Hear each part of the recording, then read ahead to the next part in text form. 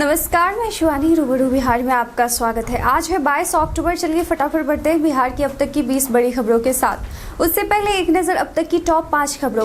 CBSE ने परीक्षार्थियों को परीक्षा केंद्र बदलने का दिया विकल्प। बंद पड़े आयुर्वेदिक मेडिकल कॉलेजों में शुरू होगी पढ़ाई। अब सीधे नहीं बन सकते एएसआई। उत्तर प्रदेश की तर्ज पर निर्धारित होगा गन्ना का मूल्य।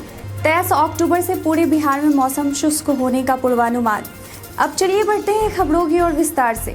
केंद्रीय माध्यमिक शिक्षा बोर्ड सीबीएसई ने 10वीं और 12वीं के 2022 के बोर्ड परीक्षार्थियों को परीक्षा केंद्र बदलने का विकल्प दिया है। अगर कोई परीक्षार्थी अपने मूल स्कूल वाले शहर में नहीं है, ऐसे में वह उस शहर से टर्म 1 की परीक्षा में शामिल हो सकता है जहां वर्तमान में वह रह रहा है। बोर्ड परीक्षार्थी को किसी तरह की दिक्कत ना हो, इसके लिए सीबीएसई ने परीक्षा केंद्र बदलने का विकल्प दिया है। आयुष चिकित्सा को बढ़ावा देने के लिए नीतीश सरकार राज्य में इंफ्रास्ट्रक्चर डेवलपमेंट के साथ साथ इसकी खामियों को दूर करने की तरफ आगे बढ़ने वाली है। राज्य सरकार ने बक्सर, भागलपुर और दरभंगा में बंद पड़े आयुर्वेदिक मेडिकल कॉलेजों को एक बार फिर से शुरू करने का फैसला किया है। इन आयुर्वेदिक मेडिकल कॉलेजों में एक बार फिर से पढ़ाई शुरू होगी। फिलहाल यह तीनों कॉलेज बंद हैं। इन कॉलेजों को फिर से पुनर्जीवित करने के लिए प्रयास तेज कर दिए गए हैं। बिहार सरकार सिपाहियों के प्रमोशन से जुड़े नियमों में बदलाव करने जा रही है। नए नियमों के अनुसार अब सभी सिपाहियों को अनिवार्य रूप से पहले हवलदार और फिर जमादार बनना होगा। बिना हवलदार बने कोई भी सिपाही अब सीधे जमादार या एएसआई नहीं बन सकता है। इस प्रस्ताव पर जल्द ही नीतीश कैबिनेट फैसला लेगी। गृह विभाग ने इस पर सहमति दे दी है। कैबिनेट में सहमति के बाद इस नए नियम को लागू कर दिया जाएगा। बिहार सरकार के गन्ना उद्योग विभाग की ओर से उत्तर प्रदेश सरकार से गन्ने की नई कीमत का पूरा ब्यौरा मांगा गया है। किसानों की ओर से लगातार गन्ने का मूल्य बढ़ाने की मांग की जा रही है। उत्तर प्रदेश सरकार की ओर से हाल में बढ़ाई गई इन नई दरों की तर्ज पर ही बिहार सरकार भी गन्ना का मूल्य निर्धारित करने की तैयारी कर रही है। बिहार से लेकर उत्तराखंड समेत देश के कई हिस्सों में अभी भी बारिश का मौसम चल रहा है। मौसम विभाग की माने तो उत्तर मध्य हिस्से के सीतामढ़ी, मधुबनी, मुजफ्फरपुर, दरभंगा, वैशाली और शिवहर के अलावा उत्तर पूर्व के सुपौल, अररिया, किशनगंज, मधेपुरा, सहरसा और कटिहार के 1 से 2 स्थानों पर बारिश के आसार हैं। जबकि पटना और दक्षिण पश्चिम के जिलों के अलावा दक्षिण मध्य बिहार में मौसम शुष्क रहेगा। वहीं 23 अक्टूबर से पूरे बिहार में मौसम शुष्क होने का पूर्वानुमान है। प्रदेश के वैसे लोग जिन्होंने अब तक कोविड टीकाकरण नहीं कराया है, उनके लिए टीकाकरण का विशेष अभियान अब 22 के बजाय 28 अक्टूबर को होगा। प्रदेश में अब तक 6 करोड़ 33 लाख लोगों का टीकाकरण किया गया है। लक्ष्य 7 करोड़ 33 लाख लोगों के टीकाकरण का है। कोविन पोर्टल के आंकड़ों के अनुसार 6 करोड़ 33 लाख लोगों में से 4 करोड़ 78 लाख लोगों ने वैक्सीन की पहली और 1 करोड़ 54 लाख लोगों ने दूसरी डोज ली है। बिहार के 3 दिवसीय दौरे पर राष्ट्रपति कोविंद बुधवार को पटना पहुंचे। बीते दिन राष्ट्रपति ने बिहार विधानसभा के शताब्दी समारोह में शिरकत की। राष्ट्रपति 22 अक्टूबर यानी आज तख्त श्री हरि मंदिर का दर्शन करने के बाद पटना जंक्शन स्थित महावीर मंदिर में जाकर पूजा अर्चना करेंगे। 22 को सुबह 7 बजे से मंदिर का द्वार आम लोगों के लिए बंद हो जाएगा। मंदिर में राष्ट्रपति का आगमन सुबह 9 बजे होगा। बिहार उपचुनाव में आरजेडी को शिकस्त देने के लिए कांग्रेस ने एड़ी चोटी का जोड़ लगा दिया है। हर उस गुंजाइश को पार्टी नेता आजमा रहे हैं जिससे उपचुनाव में जीत हासिल किया जा सके। इसी कड़ी में प्रदेश कांग्रेस अध्यक्ष मदन मोहन झा ने जाप अध्यक्ष पप्पू यादव से सहयोग मांगा है। पत्र में लिखा है कि आपकी बिहार कांग्रेस प्रभारी भक्त चरण दास से मुलाकात हो चुकी है। आप दोनों के बीच उपचुनाव को लेकर कई बातों पर सहमति बनी है। उसी संदर्भ में आप तारापुर और कुशेश्वर स्थान सीट पर कांग्रेस प्रत्याशी को जिताने में सहयोग करें। आपके आने से कांग्रेस और मजबूत होगा। बीसीसीआई के तत्वाधान में आगामी 28 अक्टूबर 2021 से आयोजित होने वाले सीनियर विमेंस 1 दिवसीय टूर्नामेंट में बिहार का प्रतिनिधित्व करने वाली सीनियर विमेंस टीम कोलकाता के लिए रवाना हो गई है। टूर्नामेंट में बिहार की पहली भिड़ंत 28 अक्टूबर को अरुणाचल प्रदेश के साथ होगी, जबकि दूसरा मुकाबला 29 अक्टूबर को बिहार बनाम मणिपुर, तीसरा मुकाबला 31 अक्टूबर को बिहार बनाम मेघालय, चौथा मुकाबला 1 नवंबर को बिहार बनाम जम्मू एंड कश्मीर, पांचवा मुकाबला 4 नवंबर को बिहार बनाम सिक्किम और अंतिम मुकाबला 6 नवंबर बिहार बनाम नागालैंड के बीच होगा।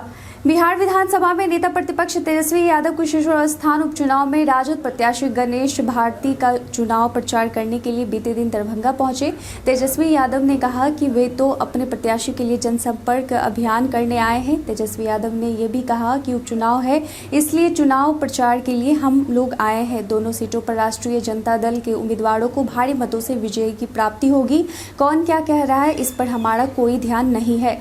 बिहार विधानसभा के शताब्दी समारोह में शिरकत के लिए राष्ट्रपति रामनाथ कोविंद पटना पहुंचे। अगवानी करने के लिए तेजस्वी यादव पटना एयरपोर्ट पर पहुंचे, लेकिन विधानसभा कार्यक्रम से उन्होंने दूरियां बना ली। इस बीच जदयू प्रवक्ता निखिल मंडल ने कहा कि नेता प्रतिपक्ष कह रहे हैं कि वे इसलिए राष्ट्रपति के कार्यक्रम में शामिल नहीं हो सके क्योंकि उन्हें उपचुनाव में प्रचार करना है, वह अकेले हैं। निखिल मंडल ने यह भी कहा कि नीतीश कुमार के सीएम पद के शपथ लेने के दौरान भी उन्होंने समारोह से दूरी बना ली थी, इसीलिए उन्हें भगोड़ा कहा जाता है। बिहार के प्रथम मुख्यमंत्री डॉक्टर श्री कृष्ण सिंह की जयंती के अवसर पर बीते दिन कांग्रेस के नेताओं ने उनकी कर्मभूमि मगध प्रमंडल मुख्यालय गया के राय काशीनाथ गोलंबर पर उनकी प्रतिमा लगाने और उन्हें भारत रत्न से सम्मानित करने की मांग सरकार से की। बिहार विधानसभा के शताब्दी समारोह में शिरकत करने के लिए देश के महामहिम राष्ट्रपति रामनाथ कोविंद आए, लेकिन राष्ट्रपति के सम्मान विधानसभा के हिस्सा नेता प्रतिपक्ष तेजस्वी यादव नहीं दिखे, जिसे लेकर भाजपा सदस्य सुशील मोदी ने जमकर हमला बोला। सुशील मोदी ने कहा, बिहार विधानसभा के शताब्दी समारोह में राष्ट्रपति रामनाथ कोविंद का आना राज्य के लिए गौरव की बात है। वे बिहार के राज्यपाल रह चुके हैं। उनकी गरिमामय उपस्थिति वाले समारोह में अनुपस्थित रहकर नेता प्रतिपक्ष तेजस्वी प्रसाद यादव ने दलित समाज से आने वाले एक अतिशालीन व्यक्ति का अपमान किया। वे नीतीश सरकार के शपथ ग्रहण समारोह में भी शामिल नहीं हुए थे। पटना विश्वविद्यालय में स्नातक कोर्स की नामांकन प्रक्रिया पूरी होने के बाद अब स्नातकोत्तर कोर्सों की नामांकन प्रक्रिया शुरू हो रही है। पीजी स्तरीय वोकेशनल कोर्सेज से नामांकन का शेड्यूल जारी कर दिया गया है। आवेदन की प्रक्रिया शुरू हो गई है। ऑनलाइन आवेदन के लिए पोर्टल 20 नवंबर तक खुला रहेगा। बिहार में चल रहे पंचायत चुनाव के चौथे चरण की वोटिंग खत्म हो गई है। चौथे चरण में कुल 36 जिलों के 53 प्रखंडों में वोटिंग हुई। पंचायत चुनाव के चौथे चरण में 32,96,329 पुरुष और 29,84,415 महिला मतदाता और अन्य 216 मतदाता अपने मताधिकार का उपयोग किया। 22 अक्टूबर को इसके नतीजे आने वाले हैं। वहीं आज 5वें चरण का प्रचार भी शाम 5 बजे से थम जाएगा।